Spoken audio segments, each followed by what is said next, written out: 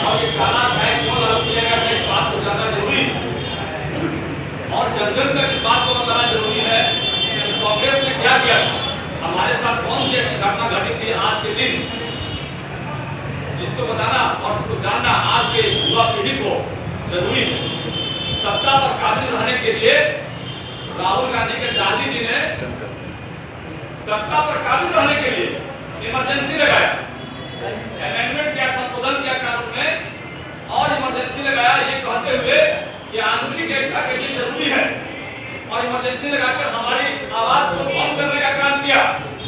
जब इलाहाबाद कोर्ट ने राहुल गांधी ने जब केस किया वहां पर और उनको हाई कोर्ट ने अयोग्य घोषित कर दिया कि आप चुनाव नहीं लड़ सकते हैं, तो इंदिरा गांधी को लगा कि अब कोई मेरे पास रास्ता नहीं है, अब सत्ता पर काबिज रहने के लिए, प्रधानमंत्री बने रहने के लिए मेरे पास कोई रास्ता नहीं बचा और सत्ता को चलाने के लिए एक रास्ता दिखाई पड़ा उनको कि इमरजेंसी लगा दो, उनकी जितने भी आवाज है सब आवाज को बंद कर दो। तो देश में सारी आवाजों को बंद करने का नतीजा क्या हुआ, देश के सारे नेताओं को जेल में बंद करने का नतीजा हुआ, ये देश देखा है।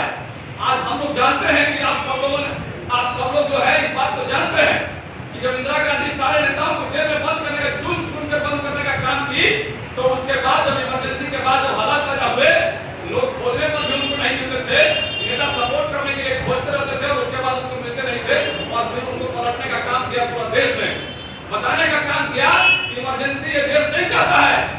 आज जो एक राय दी गई, आप जान लीजिए कि आज पेट में कोई घटना घटती है हमारे घर में, हमारे परिवार में, तो हम जाते हैं सरकार के खिलाफ कोर्ट में, उस व्यक्ति के खिलाफ कोर्ट जाते हैं, हम फरियाद करते हैं कि हमारे साथ ये घटना घटी है, आप न्याय दीजिए, हमको आप न्याय दीजिए। लेकिन आप जान लीजिए कि इमरजेंसी में आपको कोर्ट जाने का जरूरत नहीं था, कोर्ट में आपके बातों को सुनने का कोई ऑप्शन नहीं होता था। इसका मतलब आप यातनाएं झेलते रहिए और उसको और चुप चल रहिए, जबकि कोर्ट जाने का रास्ता आपके लिए बंद हो गया था इमरजेंसी में। तो इस बातों को बताना जरूरी है, इन सारी बातों का आज की नई पीढ़ी को, और गांव मोहल्ला जहां भी हम जाते हैं और जो लोग कांग्रेस की बात करते हैं, कांग्रेस पार्टी के लोग हैं जो देश का विकास आपके भारत जोड़ो की बात करते हैं, उनको बताने का काम करना है हमको। ये भारत जोड़ो नहीं, भारत तोड़ो की बात करने वाले लोग हैं। ये मुफ्ती मोहम्मद को बुलाकर बिहार में लाए, ये वही मुफ्ती मोहम्मद है जो बोलती थी कि खून की नदियां बह जाएगी, खून की धारा बह जाएगी, धारा से सब हटा के देखो और खून की नदियां बह गई, नहीं बही तो बताना कि हमारा नाम नहीं लेना। तो ये ये फारूक अब्दुल्ला कौन लोग हैं? ये सारे लोग ये कहते फिरते थे कि धारा 370 का फिर से हटाओगे तो खून की नदियां बह जाएगी और पूरा देश रक्त रंजित हो जाएगा। आज वो लोग देश जोड़ो अभियान में शामिल हैं, शर्म आती है हमें और शर्म आती है बिहार में हमारे नीतीश माननीय मुख्यमंत्री जी को वैसे लोगों को बुलाते हुए ये बुला करवाए हैं। हम तो मानते थे कि माननीय मुख्यमंत्री जेपी के अनुयायी हैं, लेकिन इस विपक्ष की एकता का जब बिहार में इन्होंने आगाज करने का काम किया तो हमने सोच लिए, हमने जान लिया और पूरा बिहार जान लिया कि ये भी उसी गैंग में शामिल हो गए, टुकड़े टुकड़े गैंग में जो देश को बांटने वाले गैंग हैं। आज पहले इनके प्रति लोगों में विचारधारा थी कि ये शायद जेपी के अनुयायी है, लेकिन जब ये विपक्षी एकता में वैसे लोगों को बुलाए बिहार में और फिर एक बार ऐसे कि हम विपक्षी एकता की बात कर रहे हैं और मोदी भ्रष्टाचार के लेकर आगे बढ़ाने वाले लोग हैं, तो देश को जान के भ्रष्टाचार को खत्म करने वाले नहीं है बल्कि देश को तोड़ने वाले गैंग में शामिल हो गए हैं। देश उनसे जो है आज पूरा देश, आज पूरा बिहार उनसे जो है आज एक तरह से खरीद के अपनी दूरी बनाना शुरू कर दिया उस कानून के बाद से।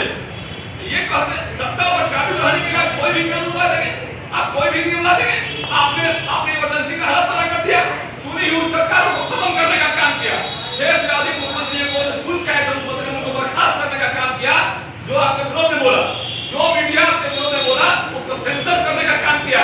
आप जान लीजिए, आप जरूर जाइएगा यहाँ से तो बताइएगा लोगों को कि मीडिया में वही बात छपता था जिसका एसपी साहब अप्रूवल देते थे।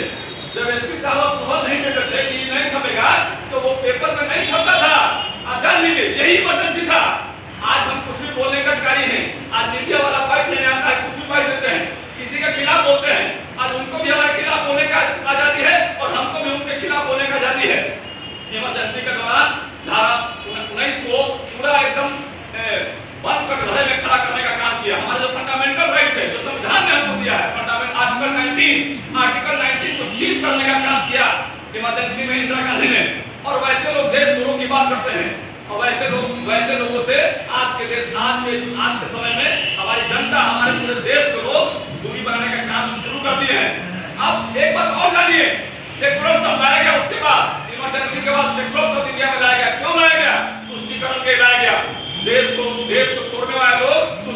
के लिए सेकुलर शब्द आए और आज भारत की आत्मा जो है आज भी उस सेकुलर शब्द से तड़प रही है, उसको खत्म करने पर विचार कर रही है। ऐसे ऐसे शब्द को जोड़ने का काम किया उन्होंने, सेकुलर शब्द आने का, लेकिन उन सबको जोड़ने का काम किया हमारे कॉन्स्टिट्यूशन में। आप जान लीजिए यही वो लोग हैं और भारत में ये भारत जोड़ की बात करते हैं, भ्रष्टाचार खत्म करने की बात करते हैं। आज हमारे नरेंद्र मोदी के कौन से ऐसे मंत्री हैं, केंद्रीय मंत्री हैं जिन पर दाग लगा है?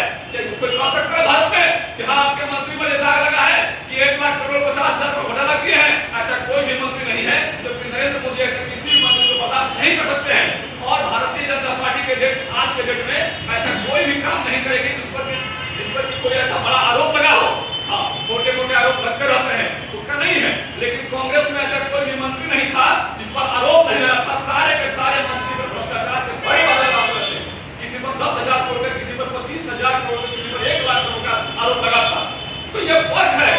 आज वो लोग जब उन लोगों को समय मिला तो न इंफ्रास्ट्रक्चर का विकास किए, न भ्रष्टाचार खत्म किए। ये राजीव गांधी बोलते थे कि हम 1 रुपया भेजते हैं तो हमारा 10 पैसा पहुंचता है। तो आप जब खुद ही बोलते थे कि जब 1 रुपया हम दिल्ली से भेजते हैं और 10 पैसा ही पहुंचता है, इसका मतलब कि 15 पैसा ही पहुंचता है, इसका मतलब कि 90 पैसा 85 पैसा आपके बीच में खाते थे, बिचौलिए खाते थे। तो जनधन खाता जब खुलवाने का मोदी जी ने काम किया तो लोग हंसी उड़ा रहे थे कि आप देखिए ना जनधन खाता ये छोटा छोटा खाता खुलवा रहे हैं, लेकिन उनकी सोच कितनी बड़ी थी इस बात को लोगों ने नहीं समझा। आज इस बात को लोग समझ रहे हैं, उसके पीछे उनकी मंशा क्या थी। 53 करोड़ से ऊपर लोगों ने जनधन खाता खुलवाने का काम किया। इसका मतलब ये हुआ कि 50 करोड़ 53 करोड़ लोगों के पास खाता नहीं था, वो है माउंट के कमाते थे और खाते थे, उनके पास पैसा रखने के लिए बैंक में कोई ऐसा ऑप्शन नहीं था। उसको खाता खुलवाने का काम किया और मनरेगा और अन्य जो भी माध्यम से पैसा भेजने का काम दिल्ली से होता था वो 100 का 100% उनके खाते में जाए, इस बात का इंतजाम किया उन्होंने। ये है मोदी जी। तो देश के बाद शौचालय की बात जब मोदी जी किए तो लोगों ने उनका हंसी उड़ाया। आज विपक्ष से लोगों ने मजाक उड़ाया कि शौचालय की बात करते हैं कि छोटी छोटी बात करते हैं, लेकिन वो भूल गए इस बात को कि हमारे देश में वैसे लोग की अधिकता थी। बरसात के मौसम में मैं खुद भी जब छोटा था गुजरता था किसी ऐसे जगह से, बरसात के मौसम में जहाँ छोटा B क्लास का टाउन है, C क्लास का टाउन या वैसा जगह है, तो रोड के आसपास सारी महिलाएं सारी बच्चियां जो है मजबूर थी वहां पर शौच करने के लिए, क्योंकि उनके पास ऑप्शन नहीं था। और जब जान लेंगे 53 करोड़ लोगों के पास खाता ही नहीं था, इसका मतलब ये प्रमाणित हो गया ना भाई कि उनके पास पैसा नहीं है, उनके पास पैसा नहीं रखने के लिए।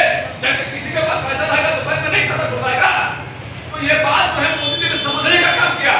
आज जो है आज बोलते हैं लोग कि दवाई पर काम कर रहे हैं, पढ़ाई पर काम कर रहे हैं, कमाई पर काम कर रहे हैं। जब आपके बाबूजी का सरकार था तो आपने क्या किया? ना आपने दवाई पर काम किया, ना पढ़ाई पर काम किया, ना आपने कमाई पर काम किया। आज दवाई की बात कर रहे हैं। आज मोदी जी ने आयुष्मान भारत की कल्पना की। आज गरीबों को सोचना पड़ता था कि हमारे गरीब जो परिवार हैं उनकी बच्ची की शादी कैसे होगी। जब बच्ची की शादी करने का वो प्लानिंग करते थे तो सोचते थे कि हमारे पास कितना पैसा जमा है और पैसा कितना घट रहा है। और जब पैसा कम होता था तो उसके पीछे का सबसे बड़ा कारण था वो खर्चा जो है ज्यादा उनका मेडिकल में होता है, बीमारी में होता है, तो उसमें आयुष्मान योजना पे लागू करने का काम किया। आज पढ़ाई की बात करते हैं, वो कोई काम नहीं किया, चबाहा उधर करवा दिया, भाई जरा कहिए फिर पढ़िए, फिर पढ़िए, वापिस जरा कहिए फिर पढ़िए, चबाहा उधर करवा दिया। तो पढ़ाई से उनका दूरी बहुत लंबा था, तो ना पढ़ाई पर काम किया। एक भी इंडस्ट्री आप लोग यहाँ पर है, एक भी उद्योग बता दीजिए पूरे बिहार में कोई भी बड़ा उद्योग बचा हुआ है या उनके समय में पढ़ाने का काम किया गया?